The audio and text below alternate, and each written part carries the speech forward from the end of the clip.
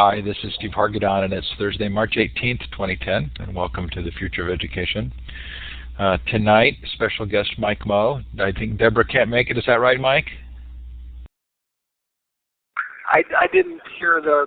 I don't know if that's correct, but that's probably true if that's what you heard. Yeah, I think from your assistant, he said that it's just going to be you tonight, but we're glad to have you. So, Future of Education is. Yeah, we're glad. Future of Education is sponsored by my daytime employer, Illuminate. The program that I work on is Learn Central. It's a free educational network that includes Illuminate baked in. Everything in there is free, so we hope you come and give us a look. Also, special thanks to C. Bloom & Associates for their book program. They sponsor me buying books for the interviews. Coming up on conversations.net and futureofeducation.com, Kathy Davidson next week on the Future of Thinking from Haystack. Education in a Digital World 2.0 starts. PBS show on Thursday, The Buddha. Bill Kist on March 24th, The Socially Networked Classroom. David Hill, then Sir Ken Robinson, Jan Cheatham, Carl Blythe, Tony Wagner on the Global Achievement Gap, Scott Rosenberg on Say Everything, Larry Ferlazzo from the Sacramento area to talk about the programs that he runs for English as a second language learners. Tim Magner on the proper role of government in education. That should be very interesting on April 22nd. Then more on open source software with Randy Orwin. And Jackie Gerstein is launching our Students 2.0 series on April 27th. That should be a lot of fun, and hope you'll consider joining us for one of those. If you've missed the show, the archives are up at futureofeducation.com. Last night, Bernie Trilling and Charles Fidel on 21st Century Schools. That was quite interesting. Open source for school districts last week, Education Beyond Borders, Total Recall. If you missed the Total Recall interview, that is really fascinating. Two guys from Microsoft. Bernard Robin on digital storytelling, Susan Patrick, Henry Louis Gates, Clay Shirky, Dan Pink, lots more. That's all recorded and up there for you to listen to. If this is your first time in Illuminate, it is a participative environment, so we hope that you will use the emoticons at the bottom of the participant window to express your pleasure. That's a clapping hand, smiley face, or confusion, or a thumbs down. These are ways for you to communicate during the session. This is going to be pretty informal tonight, so if you would like to ask a question, please feel free to use the hand or the green up arrow. That button will indicate you'd like to take the microphone. And if you think you would like to take the mic, do go up to Tools Audio and run the Audio Setup Wizard to make sure that your microphone is configured correctly. Might be fun for you to give a shout out in the chat as to where you're listening from. We just heard another ping, so Michael, did you drop off the call? Are you back on? Yeah, I think it's better for you just to be on via cell phone. I think that's great too. Okay. So I got into Illuminate. I got into the Illuminate piece, and then I just think it's better for me to be on the cell phone, so I'm just going to do it from the cell phone. But I dropped off and I'm going back on. Not a problem. Sure. Okay, so this is an interesting evening for us because you're really the first guest to approach this subject, the future of education and education technology, from the commercial side. Now, to be fair, I work for Illuminate, and Peggy was laughing at my calling that my daytime employer. You know, I have a really great appreciation for Illuminate as a commercial company, and feel that it's a good fit for me, and so I really appreciate them. But I do recognize that I play a unique role in the market, having both worked for Ning and now for Illuminate, that I'm both an advocate for educators and a representative of a commercial company. Michael, would you tell us a little bit about your personal background, what you and Deborah do, and what things do you think we might talk about tonight that would be of interest to educators? Sure. Well, part of what I do is travel around the country, as you can tell by the background noise of being in the airport, which I apologize in advance for, trying to be in the quietest place there. But my background really for the last 20 years has been to look and try to identify companies that have true innovation and can have exceptional growth. We identified the for-profit education industry as an important area for investment opportunity back in the early 1990s. And, you know, I think what we've seen, and really also from a research standpoint, so what we were doing is literally creating a framework around what we thought the for-profit education industry was going to look like, who were the players, what were the opportunities. What's happened in the last 15, 16, 17 years is that we've been involved with raising capital for a number of these emerging companies, providing mergers and acquisitions, services, done consulting, and being an investor. All across from K-12 through higher ed and also to corporate learning. Much of what we've done, I think for the last 10 years has involved where technology and specifically the internet is cross-secting this $3.8 trillion industry from a global market size standpoint, and what disruption that is created for traditional providers, what types of unique applications and how that changes the learning experience, how it creates different types of relationships and accountability. And so today, our Deborah Quazzo, who's been my partner for a dozen years, we started a new investment firm, a new merchant bank called Next Advisors about a year ago to raise capital for education technology companies, to provide advisory work for these companies, as well as to invest in them. And so, one of the things is just as an aside, not necessarily the question you asked, but one of the things to me which is quite exciting, have been around this industry for a long time. I've never seen the kind of innovation in this marketplace as we see today, and really models that both from an economic standpoint, meaning from an investor's opportunity to participate in these companies, as well as from a learner experience standpoint, have the same type of potential that we see today. It's really, I think, the most exciting time that I've seen in this marketplace. So I think what's interesting about this for me is that there's a little bit of an inherent tension at EdTech conferences between what takes place on the exhibit floor and what takes place in the breakout rooms.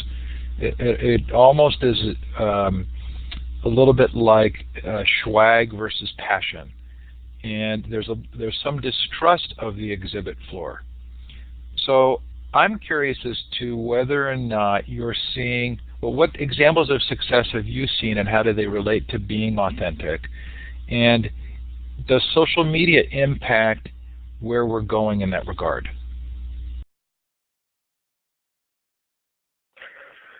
Well, maybe start with the first, the last part first. I think social media is, extremely disruptive, and they're going to be an incredibly important part of the future landscape for learning. One of the things I've been doing is working with Arizona State University just as an advisor on what they're doing with their online program and some of the technologies that they're trying to adopt. And what to me has been just fascinating is the takeoff of the communities and the collaborative learning and all the different kind of media that get integrated into a social media or social learning environment. So I think that area is going to be explosive and a huge important piece of what we see down the road. I think another observation as it relates to kind of what you see on the trade show floor, versus what people are really focused on and what they're talking about, is there are a lot of, and maybe more than ever, interesting kind of products that aren't companies. And I think what you'll see happen is many of these products become part of a more comprehensive, integrated solution for institutions and for individuals. So my question on the social media was probably not well phrased, but what I meant was, maybe it wasn't well answered. It was well answered, because I think what you're seeing very clearly is changes in how things get done because of social media. What I was curious about, I think you gave an example to me before in a conversation of companies that did a good job of being authentic and having teachers kind of push them up as companies?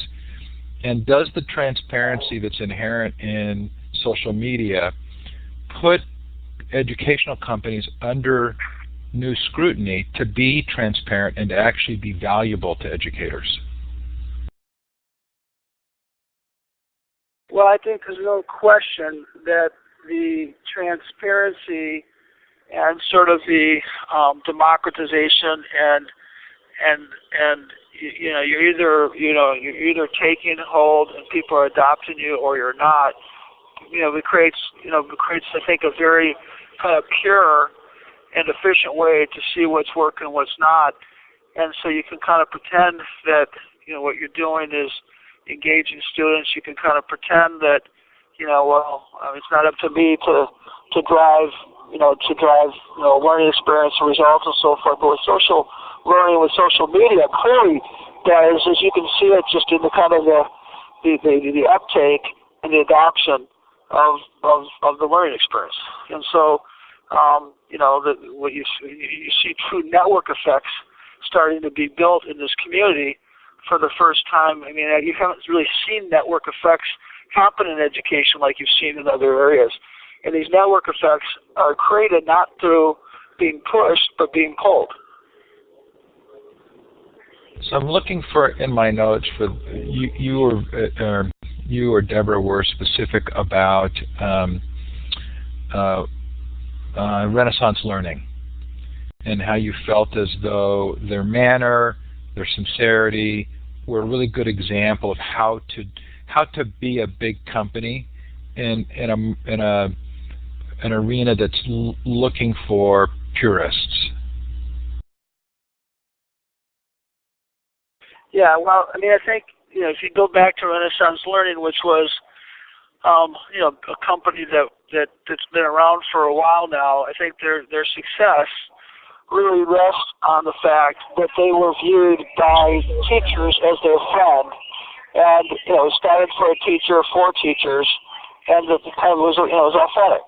It wasn't created to a slick way to sell product or to make a buck, but could you help a teacher more efficiently, teach them how to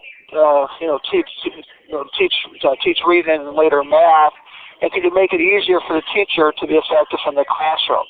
It was a very pure, very authentic proposition, and again, as a result, the business itself was extremely successful. The company, the company really took off and created tremendous market value, but it wasn't, the focus was on, can you help teachers teach better? Will kids learn better? And the more teachers that you help and the more kids that you help, the more successful you are. That's a kind of it seems like pretty elementary, but nonetheless, it's the most effective way to work in this market. So it's interesting that in the chat right now, Sal is saying, Renaissance Learning was not a company that was willing to work with small schools. Money was the bottom line. That's the tension that I often hear. And so are there other examples of companies where you feel they've negotiated this transition well to where people understand, okay, the company needs to make money to serve the audience well, but they're also really passionately committed to education?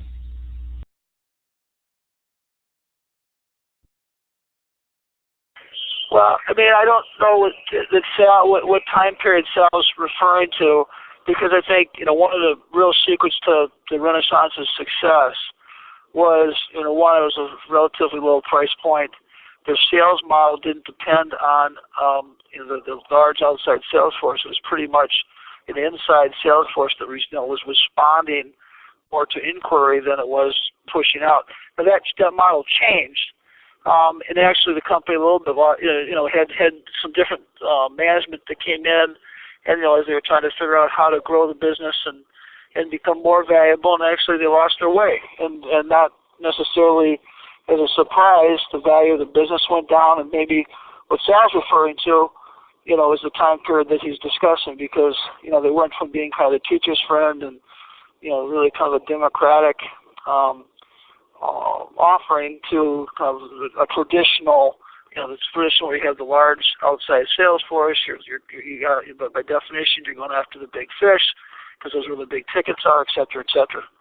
I think as we're seeing innovation, one of the things that's so critical about the internet is this democratization of both learning and access, because the electronic distribution, digital distribution, is going to radically change the model and who gets access to the learning product.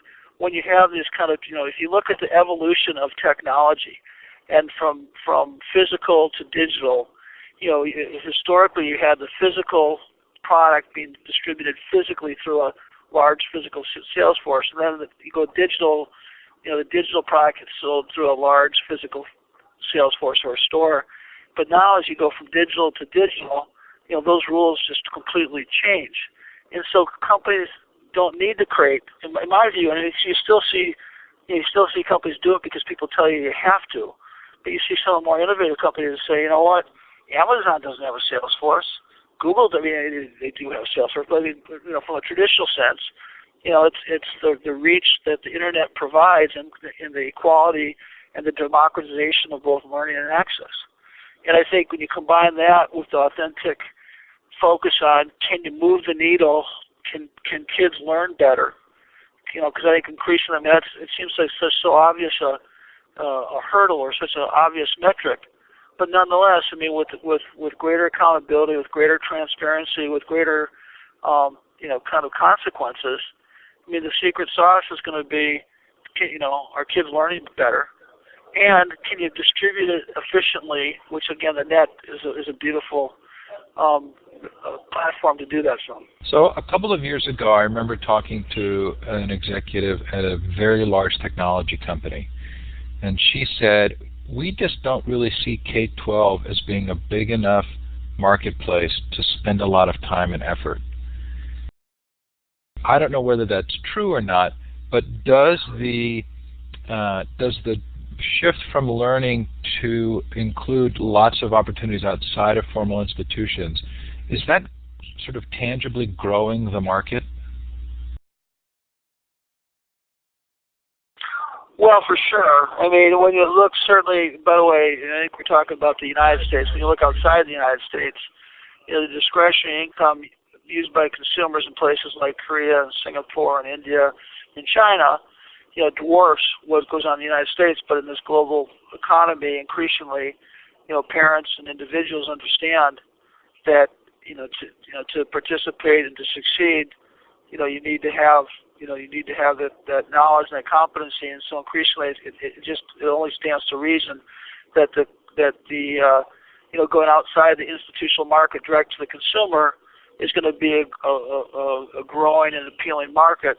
And in fact, when you talk to many of the leading venture capitalists, one of the things that they're betting on is that consumer market expands substantially. And I don't think it's so much a function. When you say the K-12 market isn't big enough, it's obviously gigantic. There's almost $700 billion spent on K-12 education in the United States alone. I think what frustrates businesses is that it's just such a unusual purchaser. The customer isn't necessarily reacting the way it does in other industries, and so it's a longer sales cycle. It's quirkier. There's more things that you can't control, and I think that frustrates both people selling into that marketplace as well as investors investing in that marketplace. That all said, one of the beautiful things that I think is happening in this $700 billion marketplace is the continued evolution of it having to operate not so much more like a business, and I know that offends people when you say operate a business because there's a lot of bad businesses that don't operate very well, but operate more in alignment with who its customers are, which are parents and students, and also the people that are measuring and allocating the dollars, which is the government. So I think the more that you align spending with performance, the more it becomes a rational marketplace to sell into, and that becomes appealing because it's a large market. Just as long as you can kind of make a sense, you can kind of control what the outcomes are going to be. So I think the consumer market for sure is expanding and is attractive, and that's what a lot of smart people are betting on, of happening more. But I actually think the traditional institutional market, which has frustrated people historically, is going to become better. So I'm going to go back to my inherent tension comment, because as you're saying those words, rational marketplace, controlling outcome, becoming better, I can hear educators saying, no, this is actually worse. That the more that there is a business lens on teaching and learning, that although that seems more predictable and better for businesses, the educators are feeling like it's much worse for actual education. So how do you resolve that dilemma, or do you see it as a dilemma? Well, I mean, I guess it's natural, and there's always a tension between change and creating more kind of business accountability, because business and education combine. It's sort of the traditional thought process is that kind of it creates an impurity, if you will, for the education process. And obviously, I mean, I think there's been a number of people that have tried to operate, and there's a lot of money spent in education, and so it attracts people that aren't necessarily, helping teachers and helping kids and helping anybody other than them trying to help themselves. But that all said, so there's a few realities, and I think many teachers understand these realities, and that is that there's one thing that we know for sure, which is our schools can do better and need to do better. And it's not, you can point to the international comparisons, and you can point to this and that and other thing. I mean, one reality is you got too many kids. I was at Grad Nation 2 weeks ago, where President Obama came out with Colin Powell and talked about the dropout crisis. I mean, the fact of the matter is, in this knowledge economy you're in, I mean, you start with, you got to graduate from high school, and by the way, you better graduate from college. But those are just kind of like, beginning elements. But there's way too many things that need to improve, and it's not being critical of educators. It's just sort of like, here are the facts, and the facts are that we got to keep on improving what we're doing. There's plenty of great schools, there's plenty of great teachers, but we just need to do a better job as a whole. And the way that you do that is create a more systematic program that people all know what the rules are, people know what the expectations are, they're measured, they're compensated. I think that's another.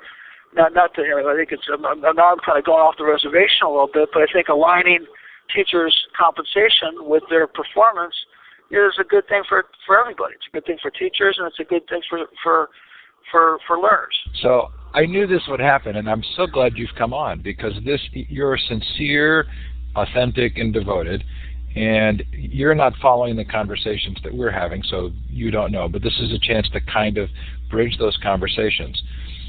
So a couple of weeks ago, Dan Pink was on, and he talked about all of the evidence that shows that traditional performance measures for non-manual tasks actually produce a worse outcome.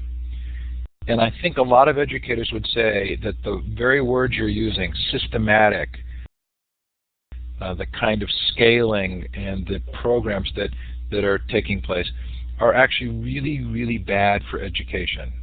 So I'm hoping somebody in the chat will pick up this ball and draw this conversation along a little bit, because I think there's a really good conversation to have here, and I'm just delighted that it's taking place.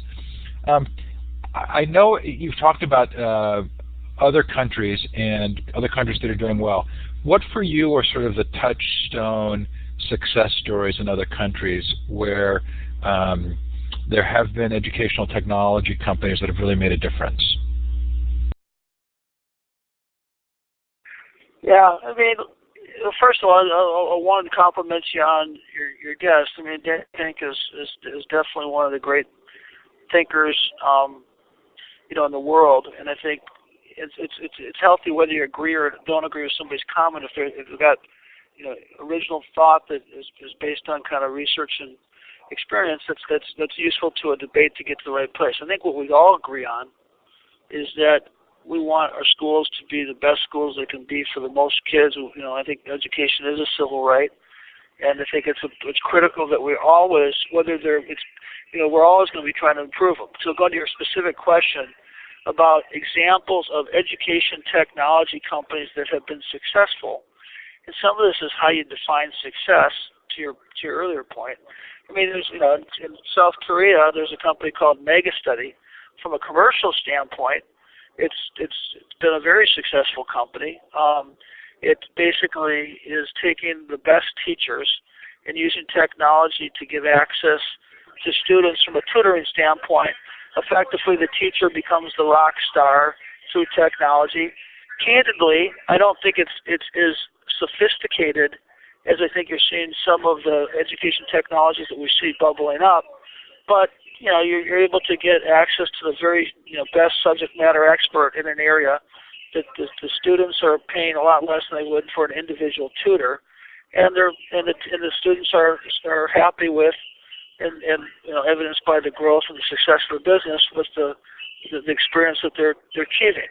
If you look at New Oriental in China, which is an English language trainer, and it's actually fairly traditional. It's not an education technology company. It's really an education services company. But they've been very successful at teaching, helping students learn English, and English is increasingly the global business language. And it's effectively the currency that business is conducted around the world, and the world is getting quite a bit smaller. I mean, you kind of go around the globe and you can point to different you can point to different companies that have been commercially successful. And I guess I'm not even making the claim, again, when you go to the international comparisons and you see Singapore and Korea and so forth at the top of the list, or you look in India and you see how much discretionary income is being spent on supplementary education, I'm not making a comment that that's a good thing or a bad thing. It is what it is, but also just point out in terms of one metric, that those students test better or show more evident, more competency in the key areas of the future, math and science. And so we just have to say, is there something we can do to make this better for us? And can education technology play a meaningful role in that? Okay, Mike, you're being a really good sport, because I think you're being very thoughtful, and I'm really enjoying the conversation. So I'm gonna push a little bit more. Do you know Yang Zhao? He wrote a book called Catching Up. Catching Up or Leading the Way. I interviewed him a couple of months ago, and he's an immigrant from China, been here about 10 years, and he makes the claim in his book that if you look 40 years ago, that the tests showed similar inequalities, but that most of the great inventions of the internet age have come out of the United States. And so he asks the question, do those tests actually accurately predict what really takes place in terms of global leadership and innovation?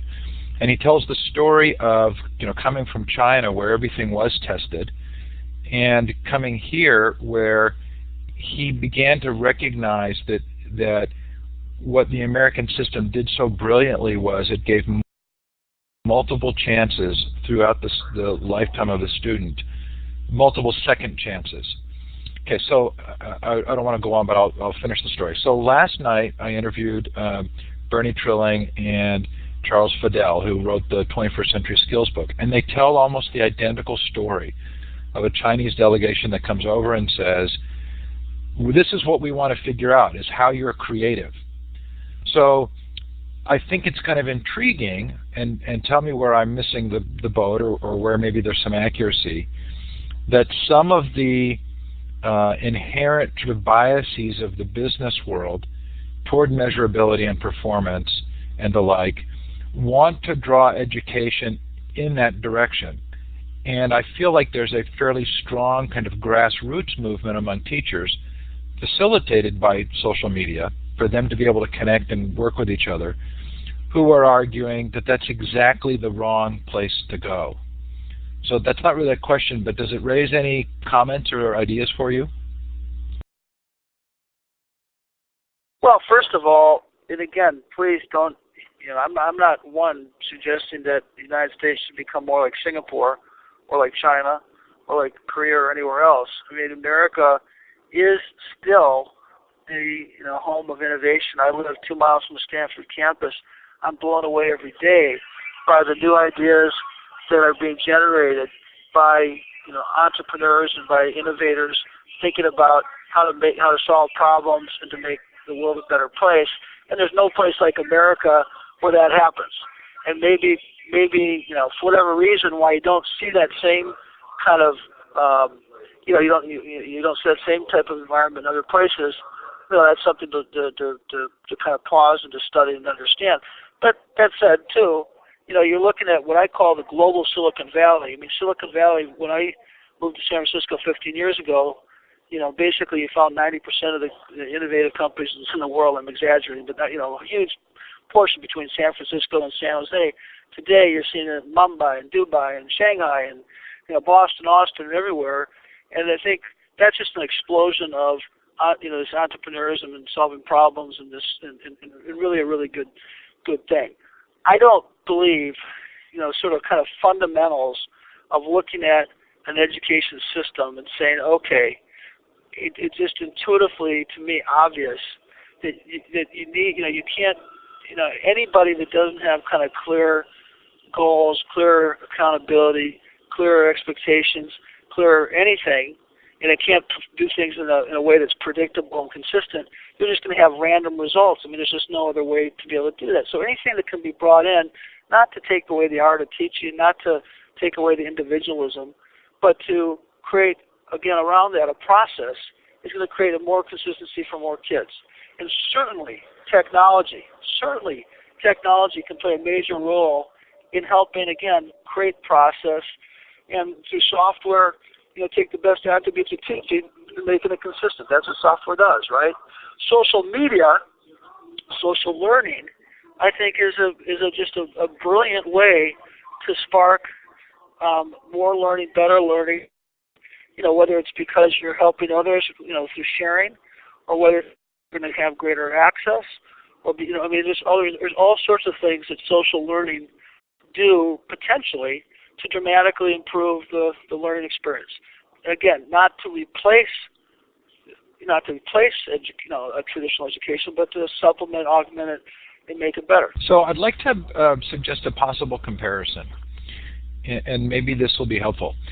So part of what you've described, the accountability and the performance-based measurements and kind of the rational marketplace, to me in a lot of ways remind me of a sort of large monopolistic company.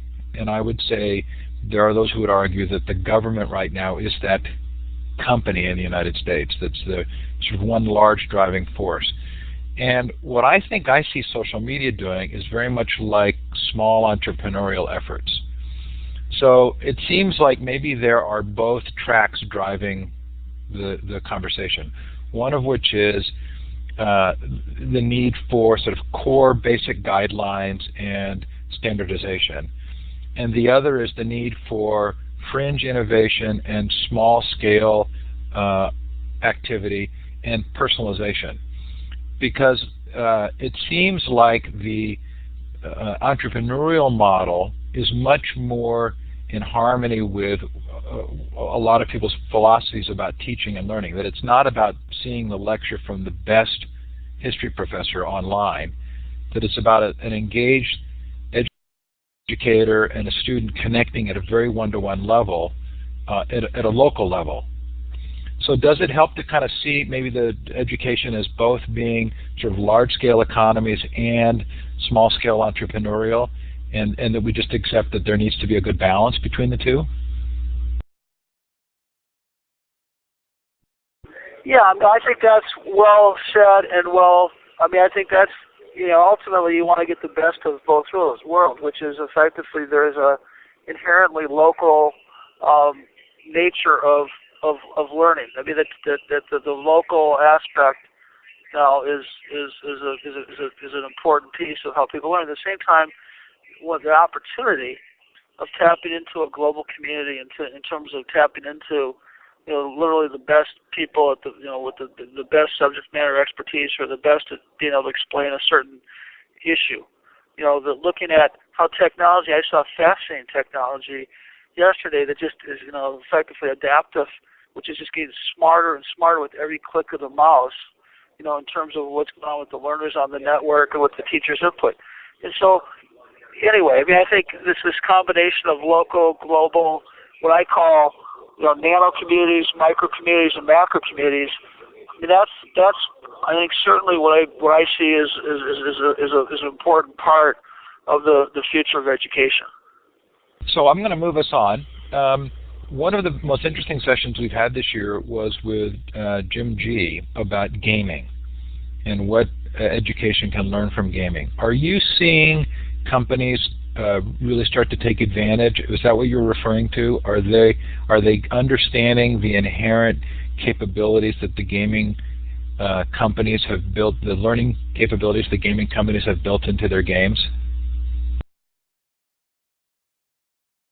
Yeah, for sure. And I think it's been something that has been a conceptual interest for a long time, which means that that one of the key things that get people to learn is that they need to be engaged.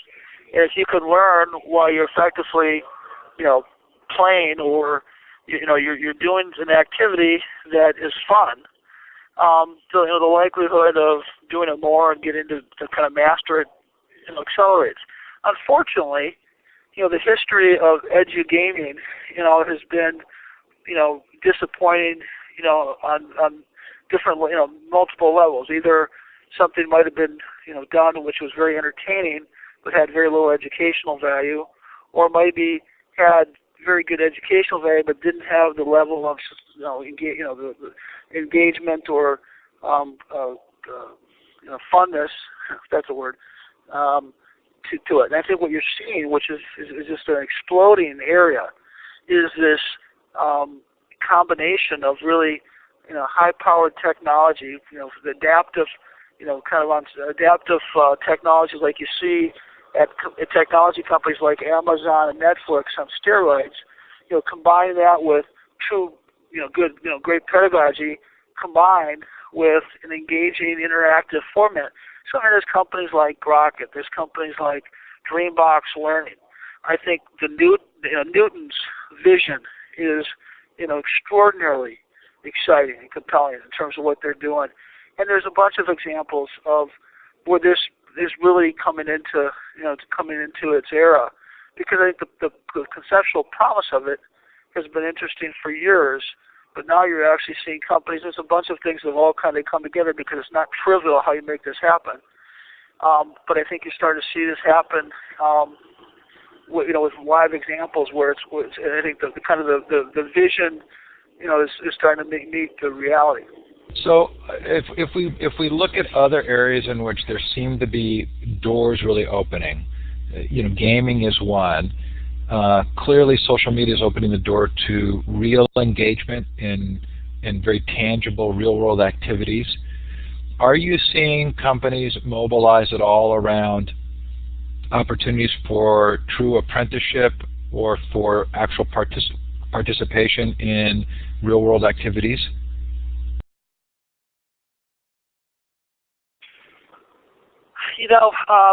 I think one of the areas that has a lot of people's attention is the area of mentorship, and again, being able to get that experience, with real guidance, in a systematic, scalable way, is something that's been very elusive, and I think you are starting to see more of that happening. There's certainly a lot of interest in it. There's certainly a lot of attention and brain power that's being devoted to it. I can't tell you that I've seen something that's, I've seen a few things, but I can't tell you I've seen anything that, where, and I'd love to see it, because I think that's a very compelling area. It's a very, it's a very big opportunity. But I haven't seen any perfect examples of it. Some of the things I think, to me, are the most intriguing. Just again, thinking about different models and thinking about what can really be done to improve the quality, lower the cost, and increase access. Looking at platforms being built, created, and people talk about platforms, and there's a number of quote platforms, but I think creating the iPhone for education, in other words, a platform that many applications get built upon, to me is something that I'm looking for, and you're seeing some sort of like things kind of popping up that are interesting. I also believe, just as a fundamental view, that you got two key things, which are this. I believe that what I say is learning is free, but it's the credentials that are expensive. And I think seeing some models where you're going to be able to kind of, I hate to use this and it might sound like I'm trivializing education, I'm not, I'm just trying to make a conceptual argument, kind of a freemium model where when you look at the cost of education, it's so high. But what really, in this knowledge economy where assessment becomes a currency, to me, in the fact that it's not a 4-year degree or a K through 12 degree, it's an ongoing average, the average person graduating from college and have 13 careers. That's going to be something where you're going to have to, people can't, aren't and won't shell out, $25,000 every 4 years to update their degree. So I think some of these kind of freemium models and looking at platforms are two other areas I think are really, really intriguing, and we're seeing interesting models emerge. So I think this is really fun and productive, and part of what's coalescing for me in my mind is that you're working with companies who have large-scale economic interests and who have to look for returns in appropriate ways. And it's almost as though those of us who are participating in these kind of grassroots conversations are more looking like the micro-lending model, wanting to start small-scale things that potentially could then become larger and more valuable. So, because as I hear you talk about assessment, I think about the students who are building their own websites and are creating their own online personas, that they are going to be much more in a position to accomplish what they want to accomplish than a traditional high school or even undergraduate degree will bring them. And I don't see, it's hard for me to imagine how a large company with large economic interests is going to easily help manage that. Well, I mean, and again, I don't know that they need to. I think, again, there's a lot of different areas of both opportunity and things that can be done. Obviously, if you use the micro-lending analogy, a lot of little things can add up to a very big thing over time, right? And so I think a key part of any endeavor is that it might be niche or relatively small or unattractive to a large enterprise because it can't move the needle, and the amount of investment and time required doesn't justify what the return would be. But that doesn't diminish the opportunity for a lot of kind of niche or smaller applications that that over a period of time, as I said, can have a profound impact in terms of the marketplace. And as it relates to what's the commercial opportunity for that, it's called it's the good old-fashioned get rich slow. So that's the business model. And some of the better, more substantial businesses that have the kind of the phenomena of Google going from an idea to a multi-billion-dollar business is a relatively unique phenomena. I think most of the great businesses, if you want to kind of again create, kind of bridge the commercial opportunity, are built over many years, not over a few years, and certainly in education. Generally that's going to be for sure the case. I'd love to see something that you could wave a wand and magically improve learning outcome, everywhere, and it was ubiquitous, and the value behind that was $1 zillion. But the reality is, I think most of these solutions that really work And I think that's the key thing, the double bottom line, where, first and foremost, kids, learners, they need to be able to measurable improvement, measurable outcomes for whatever the product or service that's being delivered. So we're watching our business community get fairly significantly disrupted in lots of ways.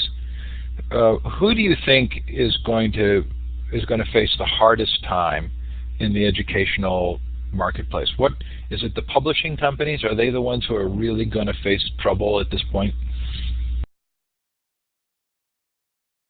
Yeah, I think there's absolutely zero question in my mind. By the way, I think there's going to be all sorts of changes to take place, but there's no question that the publishing model, traditional publishing model, is going to get disrupted. Kind of going back to what I described earlier, is that natural evolution from physical distribution through physical channels to ultimately digital distribution through digital channels.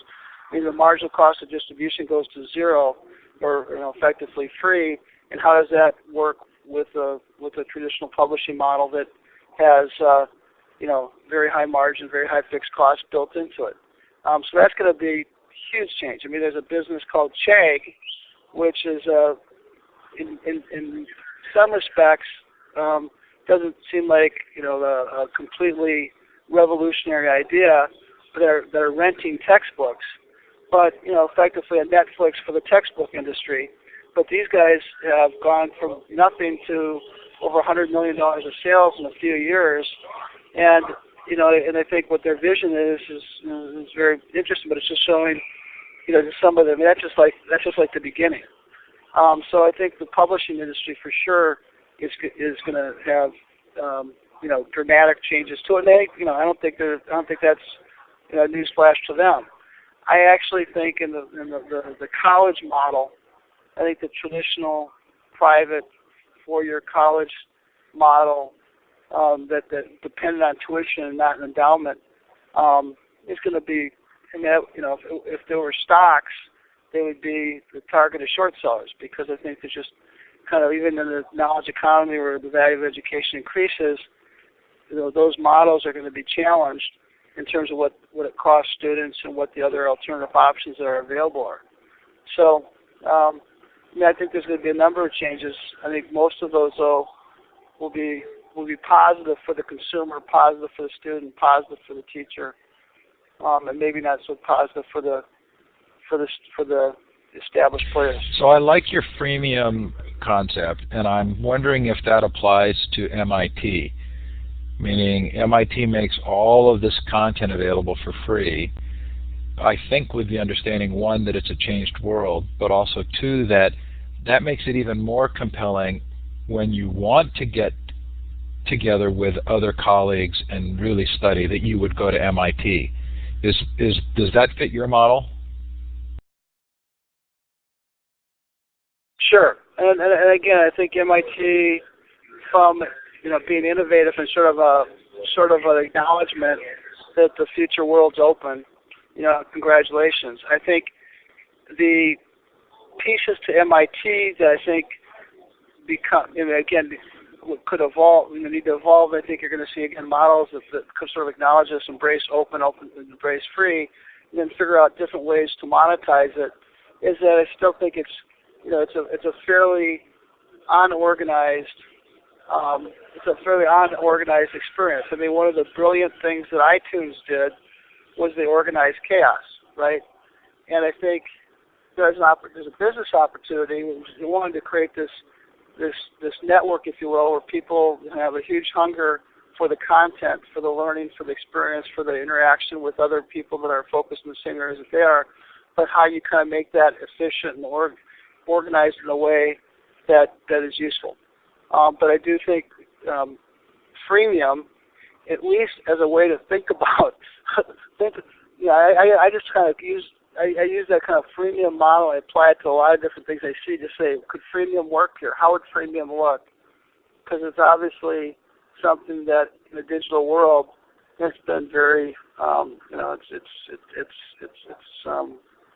it's real. And I think the network effects, which he also spoke to, the network effects that can get created from that model not only from an economic standpoint, but from a learner experience standpoint, become very, very compelling, very differentiated from others, once you get that going. I wonder if there isn't a good parallel here. So EVD in the chat mentions open source, and I'm wondering if there isn't a good parallel here in the software arena, which is open source software has in certain places pretty much displaced some aspects of commercial software. If you're going to run a web server, you're going to use Apache, and if you don't, you're not going to pay as much because Apache exists. So I wonder if we're going to see that kind of mix where there are going to be things that we're used to people paying for that are now going to be provided by the community.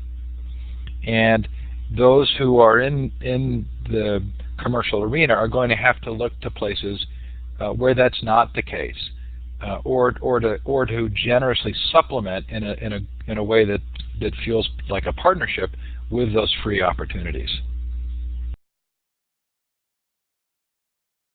Yeah, no, I think that's a great way to look at it. My view is that's what's going to happen. It's certainly up for debate, but I think for anybody not to at least consider that as a possible scenario, and what are the implications, and what are the opportunities, and where are the threats, and what does this mean? I think you have to. Whether I'm right with that idea or not, we'll see. But to not at least think about it and consider what that means, I think I think that you have to. So, Mike, on a scale of 1 to 10, were my questions 1 easy or 10 hard? Well, 1 to 10, yeah, 10 hard. Were you expecting me to go in this direction? I'm not sure I was expecting me to go in this direction, but I feel as though I put you on the spot, and I think you've responded very well.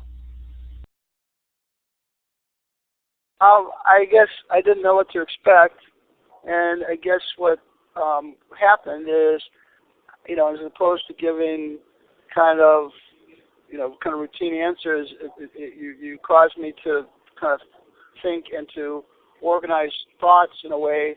I think the questions were very good. I think they, were a couple levels below, a typical interview would go, which I appreciated and thought was fun.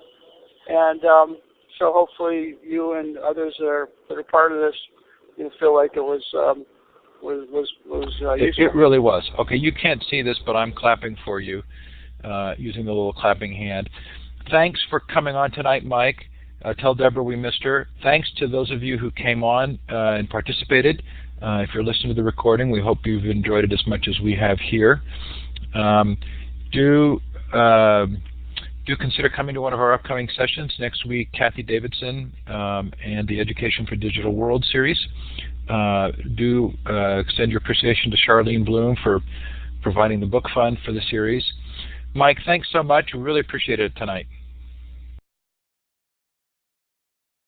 Oh, it's completely my pleasure. Thank you so much. Have a great night. Thanks, everybody. Have a great evening.